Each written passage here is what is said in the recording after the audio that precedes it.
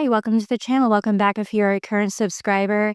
Normally I show my face. I'm not feeling that great. I've been sick, so I am just doing kind of a faceless thing today. Amberlynn dropped this video actually just a few minutes ago, and I thought I would do an analysis on what I'm seeing here and what the truth actually is in regards to her missing cat Rarity, and let's get into this. And Rarity, my cat that is missing, and also questions and concerns that I've seen float around. I want to do my diligence and answering questions because it just seems like a lot of people are confused, and I know there is a section of people who watch me who stay confused on purpose. I'm not making. So we're seeing a lot of emphasis behaviors right out the bat here. Her eyebrow movement, her movement of her body, she's doing a lot of emphatic behaviors here. So there's not a lot to that, but I do want to note that right up front, her illustrating with her hands there as well, all just emphatic behaviors. I'm making this video for them. I'm making this video for my supporters and for people who actually care about Rarity. So a big question is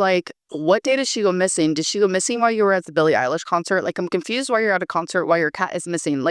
What? Billie Eilish concert happened on the 14th. Rarity went missing very early in the morning on the 17th. I was not at a Billie Eilish concert while my cat was missing. I could tell you that.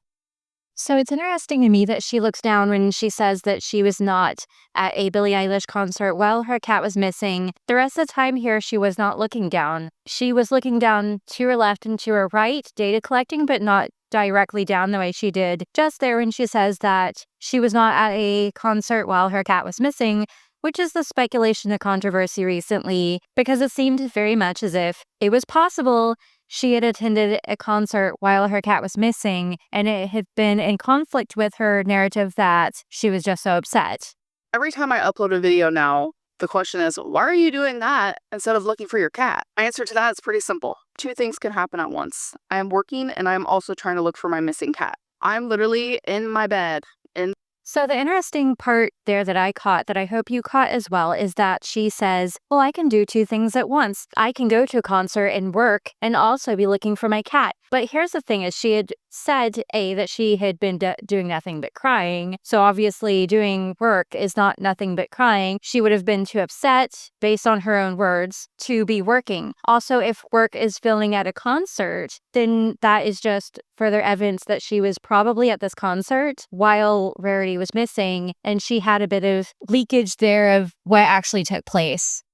In the dark, editing my videos at 2 a.m. as it's snowing. And yes, please do not remind me that it is snowing and my cat is outside. I just hope that there is a loving person who found her and is currently taking care of her and just haven't contact. I'm also noticing a lot of shifty eye movements. She's not directly facing the camera, not directly facing the truth. That is something that is typically deceptive, an indication of deception. I'm not going to say that's guaranteed deception because that's never a guarantee, but that is an indicator that she's being deceptive, not wanting to confront what is actually reality. Acted like the animal shelter or anything. That is my absolute hope in this. I go through random moments where I literally have the biggest breakdowns, and I'm all right here is so dry and painful. Even just touching it hurts because all I do is cry, it feels like. And so typically someone who is crying that much would have a lot more red around their eyes. This is all speculation. I don't want to say guaranteed that she has definitely not been crying. It's just based on what I'm observing. She has either really filtered out her red eyes, tired eyes, because it doesn't look that way to me. Let me know in the comment section if you are seeing any redness, any indication that she has been crying and just so devastated, but I'm not seeing that here. And so it's interesting, she points out this irritation around her eyes, this dryness. I'm not seeing any indication that she has actually been crying. I'm just becoming literally a shell of a person. Rarity was everything to me. I know some of you guys would joke around that Rarity was my favorite of the three. That's not true. I don't have a favorite, but you guys would joke about that. I loved her a lot.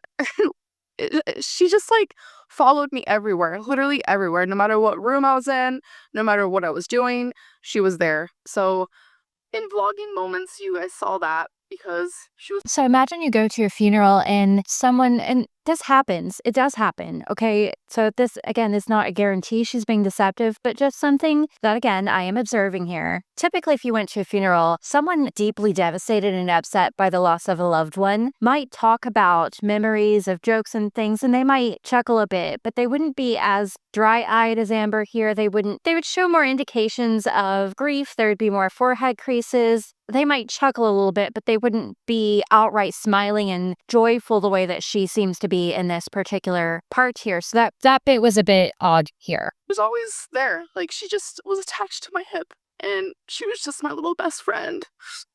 And to not have her, and to like, the hardest part of it all is the unknown. Where is she? Is she hurting? Is she scared? Is she cold? Like, does she feel lonely? Like, it's just. It also seems she wanted people to believe right there that she was crying. She sniffled once, but no tears. An indication she can be deceptive. She wasn't even forcing tears in this one. And I know all of this comes off as just me being hateful, but I'm telling you this is just what I observe. Let me know in the comments if you observe the same thing. I would like to know if you really agree here, or if maybe I do seem to just be a hater, but just what I observe is there are no indications that the truth is she was actually devastated over the loss of Rarity, and she might have been. People deal with grief and trauma all different ways, so I don't want to come off as very judgmental and very hateful here and just directly one-sided and wanting it to be that she just wasn't devastated, because it's possible. It really is possible. She was devastated, but just what I am observing in her face, based on her language, that's not what I'm seeing here. So much. Or is she having the freaking time of her life? Like, the world is her oyster. I don't know. Cats don't run away. They explore. And they explore too hard, and then they get lost. That's what happened with Rarity. She didn't run away. People were wondering, was she stressed? No. She acted like she owned this house. I was like, Tommy, I think you have. And speaking of language, there's a switch up between past and present behaviors. Her saying, or is she exploring the world and the world is her oyster? But then she switches to past tense, she loved this, she did this, this is what took place. And that's pretty interesting. Normally people who are being deceptive would switch past and present. There should only be present tense here. Usually she's exploring, she's always exploring, she is lost, she is missing, and not speaking about this cat as if she is permanently gone. I also want to say that, again, not a guarantee of anything, but the way she says, my cat didn't run away, she was just exploring, that's what happened. But there's no real way to know. I mean, in my opinion, in my personal opinion, if Rarity had just dashed out the door, that's running away. I mean, and the fact that she's saying that Rarity is just exploring, lessening the intensity of the fact that the cat ran away, the cat is missing, is pretty interesting to me. My theory, my belief, my opinion based on my knowledge is typically people will lessen words if it will relieve guilt. And that might be what we are seeing here, or hearing here, is her lessening that word missing and running away to just exploring to alleviate the guilt that something happened to this cat. The new owner of this house, and it is Rarity. Rarity isn't like a scared cat. Like, she handles herself so well. She adapts so well. Like, she is just a smart little kitty, and she loved it here. Like, this is really sad, but literally this video I'm about to show you is her laying on Tommy a night before she went missing.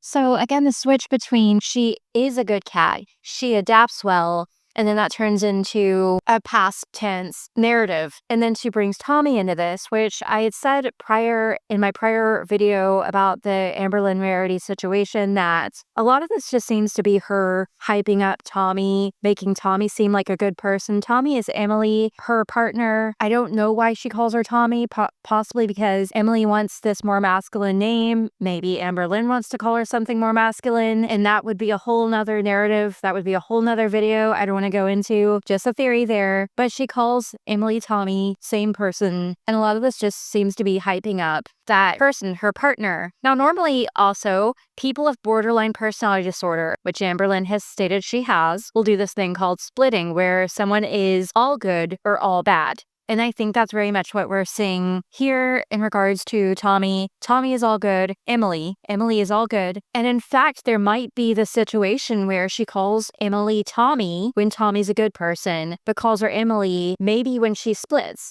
And that we don't know the frequency of that. We don't know when that might happen. If that might happen, just normally someone with borderline personality disorder will split on someone. And she has stated she has had that. She has exhibited a lot of behaviors of that. So I just want to make note of that there. Her building up Tommy, talking about how good Tommy is, might be the good personality of her partner. And that might be what she's doing here is just telling us how great Tommy is because that's how she feels about her partner in this moment. That being said, body language wise, again, we're just seeing more emphatic behaviors here with her movements and just a few bits here and there of her shifty eyes and her not just wanting to look at the audience and telling us what's going on.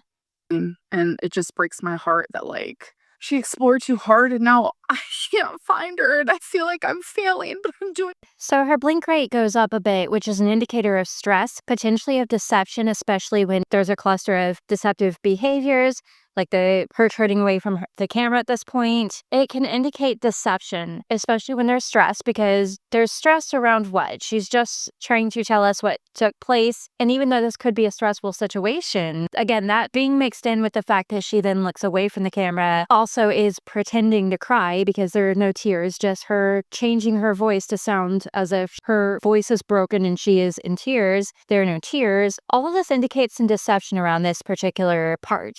Doing everything I can. I will not be crying in this video. I am being attacked for crying. I'm being attacked for not crying. I'm being told there's no tears when I am crying. I am being told, why are you so horrible? You're not crying. Like, it's just like, what is happening? I don't know. So she goes off the plot here and she's talking about how she's being hated on and attacked. And that might seem like what I'm doing in this very video. I'm talking about whether she's crying or not. But again, I'm just observing what I am seeing, analyzing what I'm seeing, what I'm hearing. And it's not meant to be hateful or judgmental. It's just what I'm seeing or hearing. And personally, I don't care if she's crying or not crying. I want her to care about this cat. I want her to be looking for this cat. That's all. Aside from that, I don't like that she might be deceptive, but it's not going to deeply affect my life one way or the other. I am just observing and I see that she's not really crying. And the fact that she's adding in this long bit here where she's talking about how she's being attacked is her way of trying to get people to take it easy on her, feel sorry for her. It's a victimhood narrative a bit there, and that's toxic. And again, just what I am observing in this part. Which kind of reminds me, people were like, why were you smirking? Why weren't you crying in this video? If you guys remember that video, it's because there was mixed company here. I wasn't the only one here. Tommy wasn't the only one here. There was mixed company, and it's not people I normally film in front of, so I was feeling a little awkward and a little like shy a little bit. People noticed that I seemed a little off. That is why. People are also asking if the Tommy's Rumors video, which this one right here, was filmed while Rarity was missing. No, absolutely not.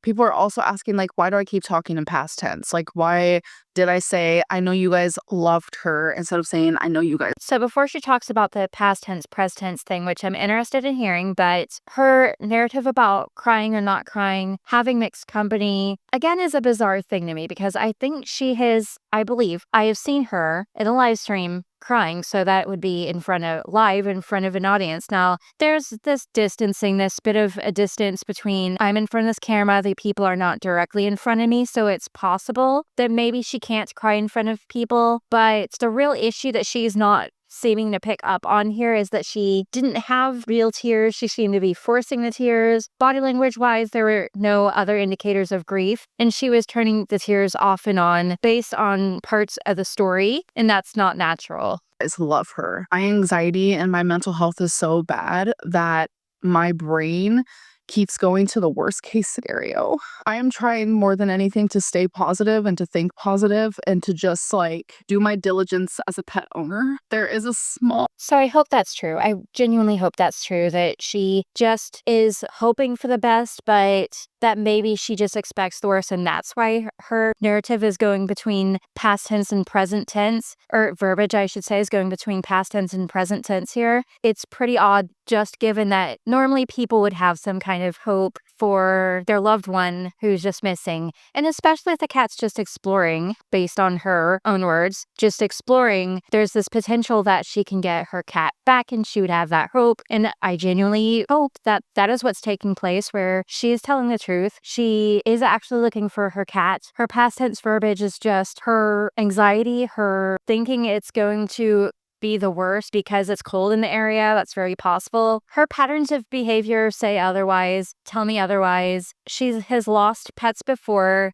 She has been deceptive before. A lot of things just really tell me that that's not what's actually taking place. And then there's body language, and her body language does not match her words. All amount of defeat inside of me, and I don't want to give up. When you hear me speak in past tense, that is why. Is because I'm just having so much anxiety and fear and stuff. That was a good example of that. She says so much defeat, and she turns to look at most likely a window. I see some natural light. That was most likely a window she was looking out of. And that doesn't match with the word defeat. Normally, if we're even thinking about how defeated we feel, we would look more downtrodden. We would gaze directly down, possibly, or she would look at the camera. It wouldn't be this looking out the window, maybe watching traffic or something outside. It would not be that. Unnatural, it doesn't match up with what she's saying. Again, not a guarantee of deception. There are all kinds of things that could be taking place here. It just does not look natural. That it's really getting in my head. Another question I'm getting is, why is it the yard fenced in? It is. It is a fenced in yard. Another question is like, bro, Amberlynn, like, how did you not notice that the door was open when you let the dogs out? So yesterday I actually filmed exactly what happened and how it happened. So here it is. Okay, guys. So instead of explaining how it happened, I want to show you how it happened. I did just get out of the shower, so my hair is wet and a mess. Don't mind that. So usually I take the dogs out and this curtain is usually open. So I just close it like that. But when it happened, it was 5 a.m. Yes. And this is closed. And when I closed this door, I thought I closed the door. It seemed like I did. I was half asleep with a million things on my mind. And this is how far I left it open. Like the most simple mistake of the world. She throws in this whole narrative about this curtain being closed at being 5 a.m. Her mind was on other things. Again, to try to alleviate the guilt, to try to get people to take it easy on her. And it's just a narrative that does not make sense. If that curtain was closed, most likely the cat would not have seen the door was open and raced through. Or it's possible the cat could have snuck through the curtain out the door. It's not likely. It's not highly likely. Let's say that happened, though. Again, throwing in this victimhood narrative, I can't say a lot for her body language because she, again, is just not directly looking at the camera.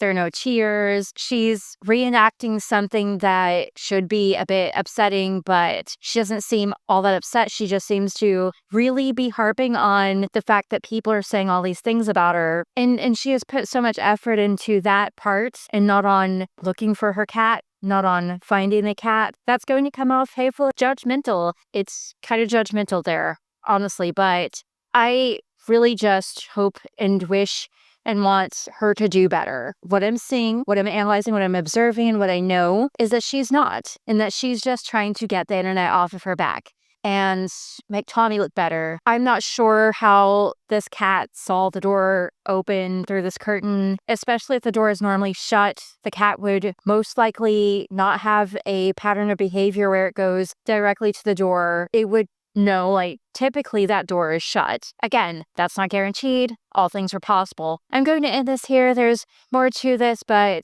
I believe it's going to be much of the same thing, and this video is already long enough. Sorry about the editing as well. It's not my best editing. I'm not on camera. I don't feel the best. Let me know your thoughts in the comment section below, and if you've watched this far, thank you for watching. Please hit the like button. Please subscribe. Thank you.